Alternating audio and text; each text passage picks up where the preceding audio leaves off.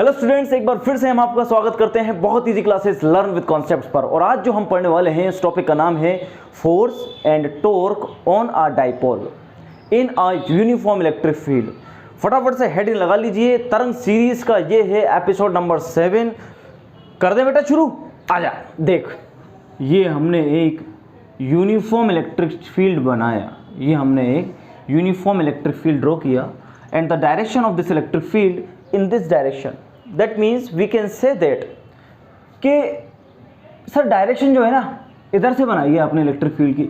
इसका मतलब क्या है? इसका मतलब ये है कि इलेक्ट्रिक फील्ड की डायरेक्शन कहाँ होती है कि सर पॉजिटिव से नेगेटिव होती है। शाबाश, पॉजिटिव से नेगेटिव होती है। इसका मतलब इस साइड कौन सा चार्ज रखा होगा कहीं पर पॉजिटिव, और इस साइड कौन सा चार्ज रखा हुआ होगा नेगेटिव। शाबाश। इसके अंदर किसको रख देते हैं हम लोग? इलेक्ट्रिक डाइपोल को रख देते हैं बेटा। इसके अंदर क्या रखा हम लोगों ने? Electric dipole. ये माइनस क्यू और ये प्लस क्यू। क्या ये इलेक्ट्रिक डाइपोल हो गया बेटा? अच्छा, डाइपोल मोमेंट किधर होगा बोलो? माइनस से प्लस की तरफ, यानी ये अपन का क्या हो गया? डाइपोल मोमेंट हो गया वेक्टर पी। ये इसका सेंटर मान लो। सर आपने ये इलेक्ट्रिक डाइपोल ऐसे ही क्यों रखा?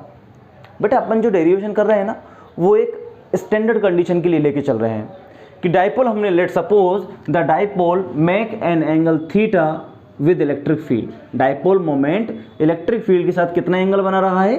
थीटा एंगल बना रहा है। समझ पा रहे हो? ये इलेक्ट्रिक फील्ड, ये डाइपोल मोमेंट ऐसे रखा हुआ है। कितना एंगल बना रहा है? ये थीटा एंगल बना रहा है। उसके बाद हम थीटा की वैल्यू रख देंगे। सपोज करो थीटा की 0 रख दी, इसका मतलब ये बिल्कुल ऐसे आ जाएगा साथ में। थीटा की वैल्यू 90 रख दी तो डाइपोल ऐसे हो गया। कितनी भी रख सकते हैं हम लोग। तो अपन जितने भी डेरिवेशंस करते हैं सारे के सारे डेरिवेशंस कैसे करते हैं? स्टैंडर्ड कंडीशन के लिए। तो इसके लिए क्या किया हम लोगों ने?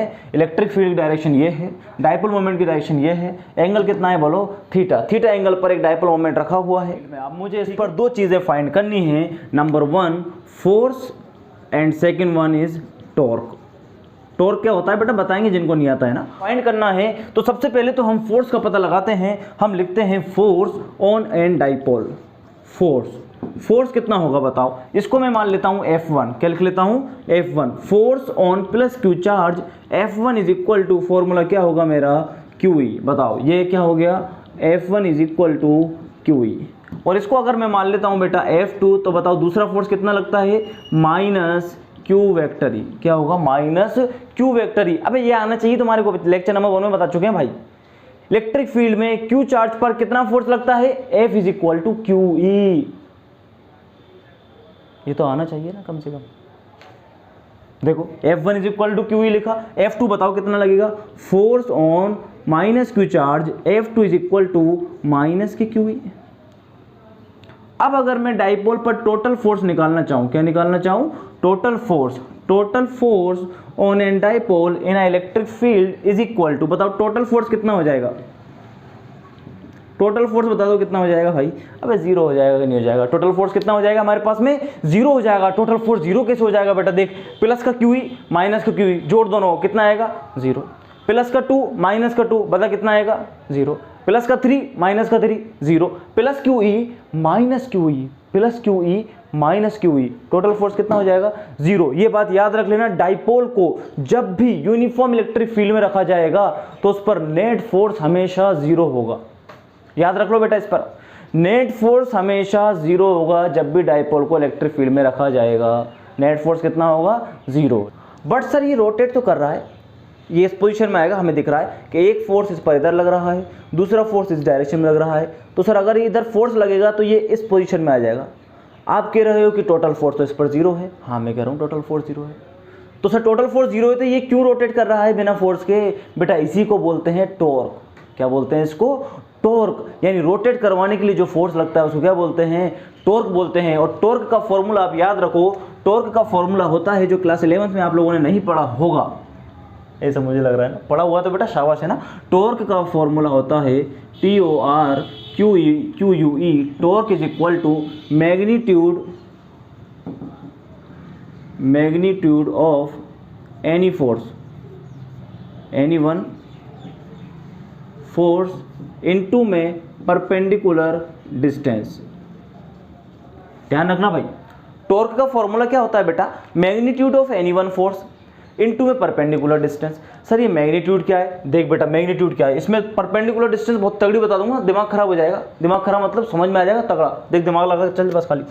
मैग्नीट्यूड ऑफ फोर्स बताओ क्या है? कि सर ये भी क्यू ई है, ये भी क्यू ई है, तो इसी को तो मैग्नीट्यूड बोलते हैं। तो मैग्नीट्यूड तो बोलो कितना हो गया इसका, क्यू इंटू में ई, ये तो हो गया सर मैग्नीट्यूड। परपेंडिकुलर डिस्टेंस क्या है? ये दोनों फोर्सेस के बीच की जो डिस्टेंस है ना उसको बोलते हैं बेटा परपेंडिकुलर डिस्टेंस। परपेंडिकुलर डिस्टेंस किस तरीके से हम लोग फाइंड करेंगे? दोनों फोर्सेस हैं, देख एक फोर्स तो लग रहा है इस डायरेक्शन में, दूसरा फोर्स लग रहा है इस डायरेक्शन में, तो दोनों के बीच की जो डिस्टेंस है ना ये वाली, इसको बोलते हैं कौन सी डिस्टेंस? Perpendicular distance. समझे बाबू? देखो एक फोर्स तो इस डायरेक्शन में है, दूसरा यहाँ लग रहा है, तो देखो परपेंडिकुलर डिस्टेंस अगर मेरे को निकालनी है ना तो एक काम करता हूँ, इस वाले फोर्स की लाइन को मैं आगे बढ़ा के लेके ये ले गया, यहाँ से मैं परपेंडिकुलर ड्रॉ करता हूँ, तो ये जो डिस्टेंस है ये वाली डिस्टेंस क्या कहलाएगी बोलो? परपेंडिकुलर डिस्टेंस कहलाएगी। लेकिन सर ये तो दे ही नहीं रखी, निकालें कैसे इसको? हम बैठे हैं ना बेटा, हम निकलवाएंगे। देखो आओ देख बेटा ये क्या है बता, यहाँ बता ये क्या है? ये डाइपोल है। अच्छा डाइपोल की जो डिस्टेंस होती है कितनी होती है? कि सर ये तो हमें पता है 2a होती है, आप बता चुके हो पहले। अच्छा 2a होती है। अच्छा ये एंगल थीटा है तो ये एंगल भी कितना होगा? कि सर ये एंगल भी थीटा होगा। अच्छा इसको तो मान ले बेटा 2a वेक्टर, तो 2a ये है, तो 2a के अगर मैं कंपोनेंट्स करना चाहूँ तो कंपोनेंट्स कैसे होंगे बताओ? इधर तो होगा बेटा 2a cos थीटा, और ये जो परपेंडिकुलर वाला होता है, परपेंडिकुलर वाला क्या होगा बताओ? 2a sin theta. कंपोनेंट्स करना आता है ना भाई, 2a यहाँ पर है तो थीटा के साथ में क्या हो गया? 2a cos theta. परपेंडिकुलर कौन सा हो जाएगा बोलो? 2a sin theta. अच्छा सर ये डिस्टेंस मतलब 2a sin थीटा आ गई, तो ये भी तो 2a sin थीटा होगी। ये कितनी हो जाएगी हमारे पास में? 2a sin theta, 2a sin theta. तो परपेंडिकुलर डिस्टेंस क्या लिख देता हूँ मैं? 2a sin theta. टॉर्क को लिखते हैं बेटा टाउ से। किससे लिखते हैं टॉर्क को? टाउ से लिखते हैं। अब देखो टाउ इज इक्वल टू मेरे पास आया Q E 2a sin theta.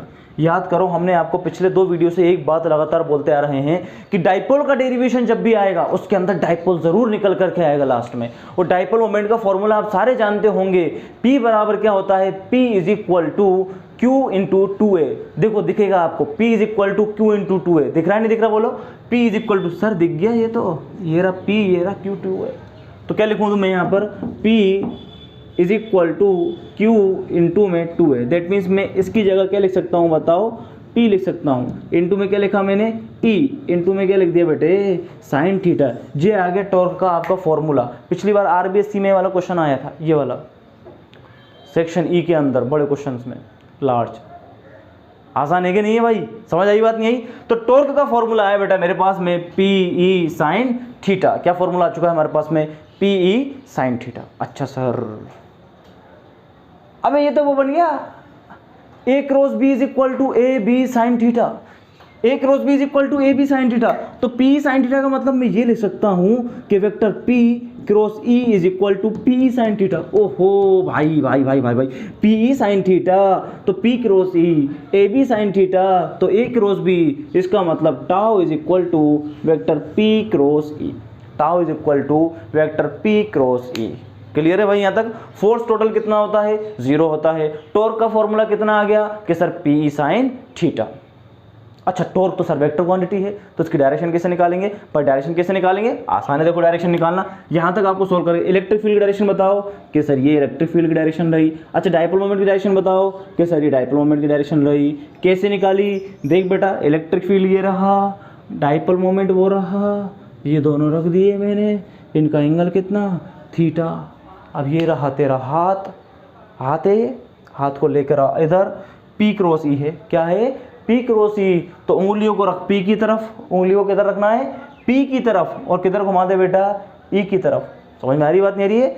जैसे तुम्हारा, मुझे एक वेक्टर तो ऊपर है, दूसरा वेक्टर नीचे है, तो उंगली रखी मैंने तुम्हारी तरफ और उंगली घुमा दी नीचे, तो थंब की डायरेक्शन क्या बताएगी? नई चीज़ की डायरेक्शन को बताएगी जो उनका क्रॉस है। समझ में आई बात नहीं आई? इसी तरह P की तरफ मैंने उंगलियां रखी, the direction of fingers towards P, और अपन यूँ कर्ल करते हैं E की तरफ, then the direction of thumb will represent the direction of torque.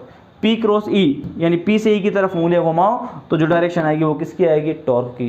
तो देख P से मैंने E की तरफ उंगलियां घुमाई तो थंब की डायरेक्शन किसको बताएगी, टॉर्क, यानी अंदर की तरफ। अब देख अंदर के लिए कैसे बनाते हैं हम लोग डायरेक्शन, कुछ ऐसे बना देते हैं, इसका मतलब ये टॉर्क की डायरेक्शन को रिप्रेजेंट करेगी। समझ गए ना भाई, ऐसे बनाना, ऐसे नहीं गड्ढा करके बना दो बिल्कुल कि सर लो अंदर बना दी हमने, काम खत्म। बात आगे समझ में नहीं आ गई। तो टॉर्क का फॉर्मूला आया बेटा मेरे पास में PE sin थीटा या फिर P क्रॉस E। यहां तक क्लियर है भाई, बहुत बढ़िया, इसको नोट कर लें एक बार, फिर आगे बढ़ते हैं।